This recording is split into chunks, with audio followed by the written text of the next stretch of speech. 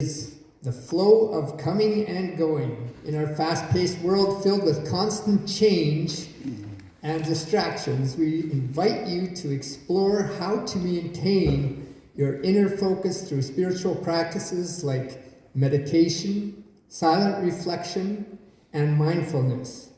By awakening from the clutter of everyday thoughts, you can reconnect with your true essence and experience the divinity within, even amidst the continual ebb and flow of life. The recommended book for March is Stillness Speaks by Eckhart Tolle.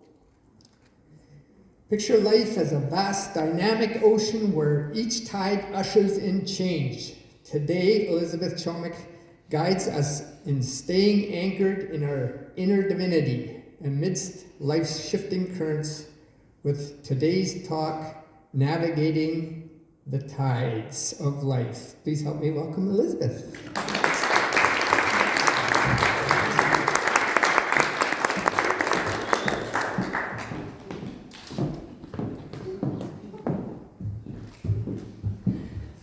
Good morning, everyone. Good morning, everyone on Zoom.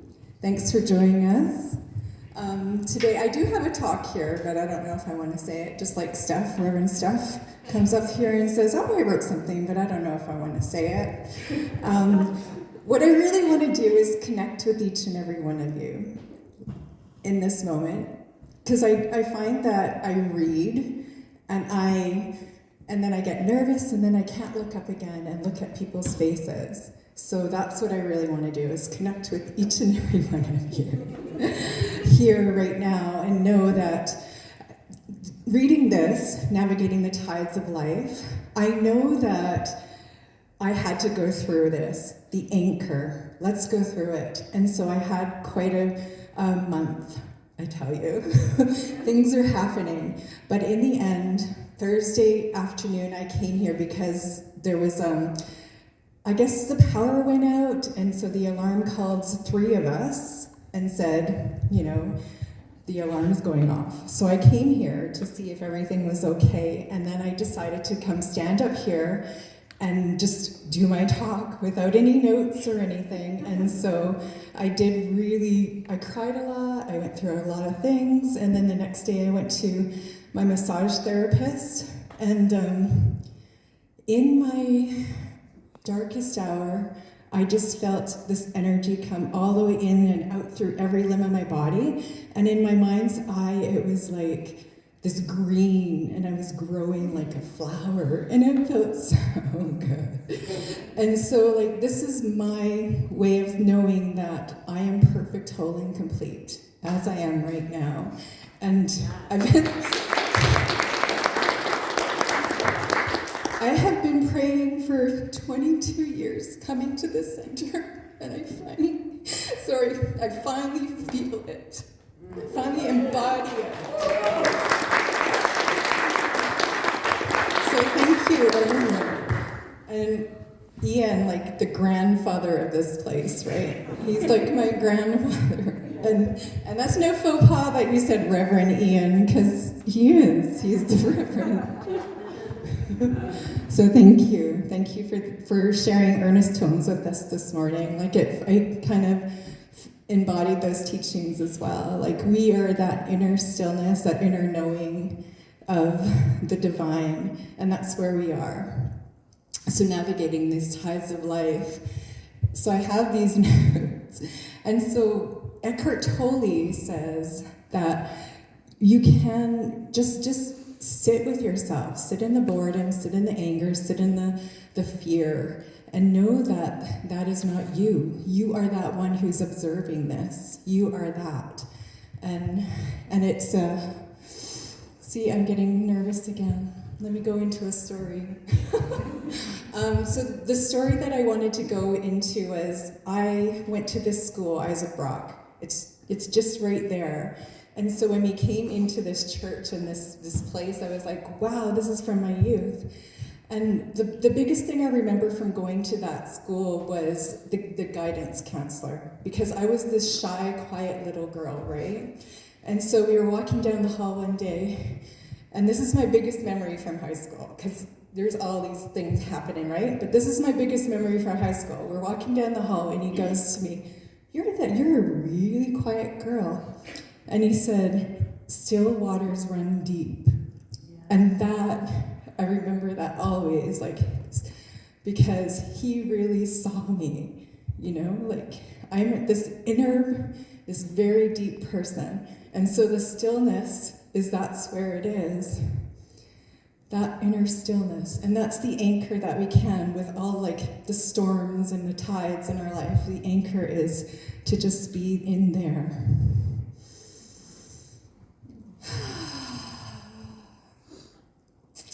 I also I've been doing yoga for about 20 years as well. And so yoga is union with God, right? And so that's been helping me through all the ebbs and flows of my life as well. Buddhist meditation as well. So in Science of Mind, we do silent meditation. That's why we have the meditations in the morning. And then we also do attunement. And so the attunement is it being in line with God, just in line with the consciousness. It's just like having two instruments tuning in and resonating with each other. And so we resonate with this God consciousness. So we align with it. It is like a resonance. Let me just see this. And then, so it is active. You have to be present. You have to be present. You have to be aware. And it's in this awareness that your process of understanding and interacting with our experience of consciousness and the consciousness that permeates the world around us. There's too many words there, sorry. But we align with the consciousness, and that's when we can anchor ourselves into this ebb and flow of life, into these tides. And we just watch and listen in the silence. Go to the silence and watch and listen. We can actually just go into the silence now, and that's all we have to do. And I'm not teaching you anything. Spirituality is not teaching you anything new. It's just teaching you how to be who you are right now. Be who you are. And that's, my kids used to like watch videos over and over and over again. So I watched The Lion King thousands of times. And so the biggest one is when Mufasa comes to Simba. Simba has lost his way in this world, in this life. And Mufasa comes to him as a big, huge cloud of smoke, because he's passed on. And he comes to him and he says, remember who you are. And that's what I'm trying to do. Remember who you are. You are that one source, that one power, that one divine presence in this moment, right here, right now. You don't have to do anything. It takes no energy to be yourself. It really doesn't. It takes energy to be something that you've created, but it takes no energy to be who you are. I'm not the same person I was when I was a child of 2, when I was 2 years old. There's all these worldly concepts that happened to me, but now I have to remember who I was when I was a child, when I was in birth and I was connected to my mother so we have to have that connection. I was connected to my mother in an umbilical cord. So we can have this invisible connection to the source, to the universe. That's what we are. So that in every little cell in your body, there's that little bit of universe. And then we have this intergalactic universe. We know that is like 93 billion light years now that we know. And it's way bigger than that. That's all that we know from the Hubble telescope. It's massive. And we are all one with that. Yeah, and so it is. And so in the microcosm of us, is the same as the macrocosm out there in the universe. Isn't that wonderful? So we connect with this unity, and then we go with the flow. Watch and listen in the silence of the meditation. We are not the mind. I keep saying that, but Eckhart Tolle says that, and a lot of the teachers, I said that, and then it was almost like Ian had said that in the Ernest Holmes, where he was like, you come from the mind, but come from that mind that is the divine mind, the higher consciousness mind. I am that. I am the love, the source, the peace. And then you can observe your thoughts, step out of your ego, and just identify with what characterize yourselves to be, and then you can shift.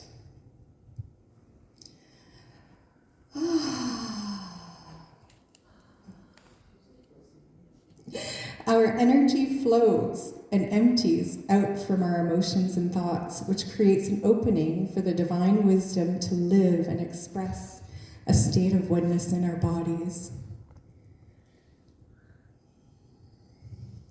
And when that happens, our intuition speaks to us.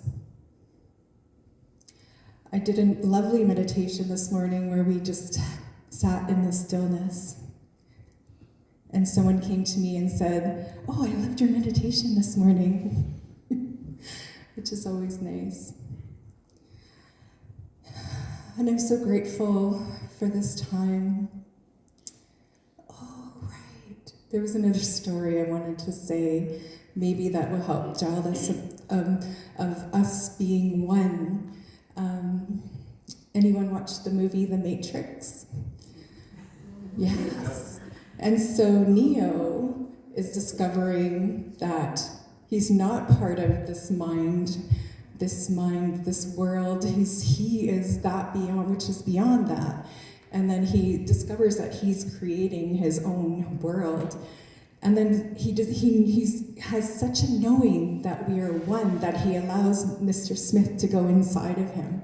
Because he knows we are all one.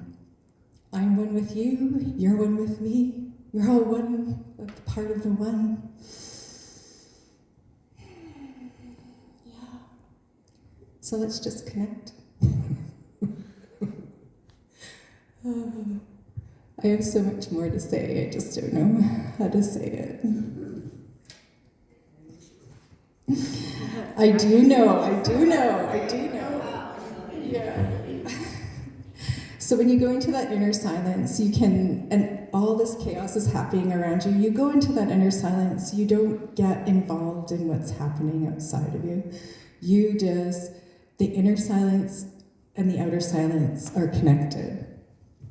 Consciousness becomes aware of consciousness itself.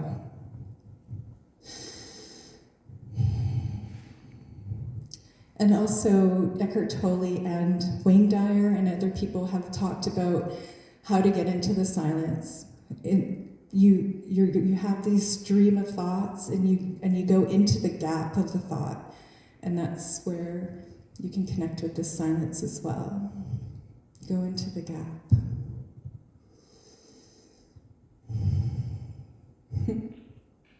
I'm so grateful, and I'm so I don't know how to describe what has happened to me this week.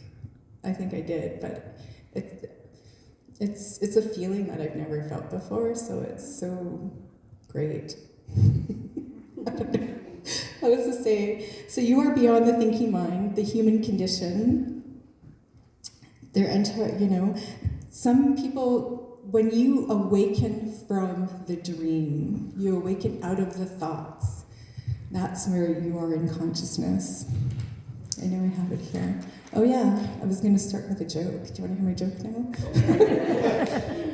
Why did the tide bring a ladder to the beach? Why? Because it wanted to reach new heights. And then another one. What did the tide whisper to the seashell when it was low? You're not alone. I'm here with you. We are always interconnected. The higher consciousness is there within us. I am connected to an interwoven web of divinity, the universe. And the universe is infinite.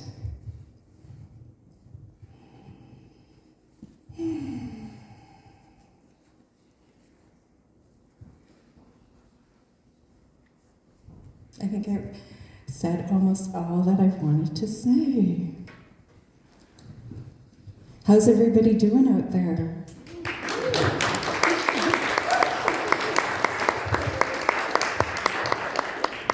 Hi, Kathy. Sorry you couldn't come. And Mardell, I want to see you soon. Kyle, Irene. So in this unconditioned consciousness, this is where the Christ consciousness was. This is where Buddha was.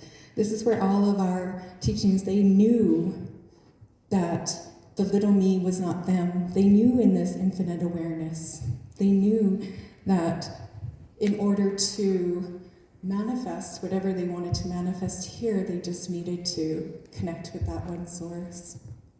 And not be involved and not get involved with the drama that is life.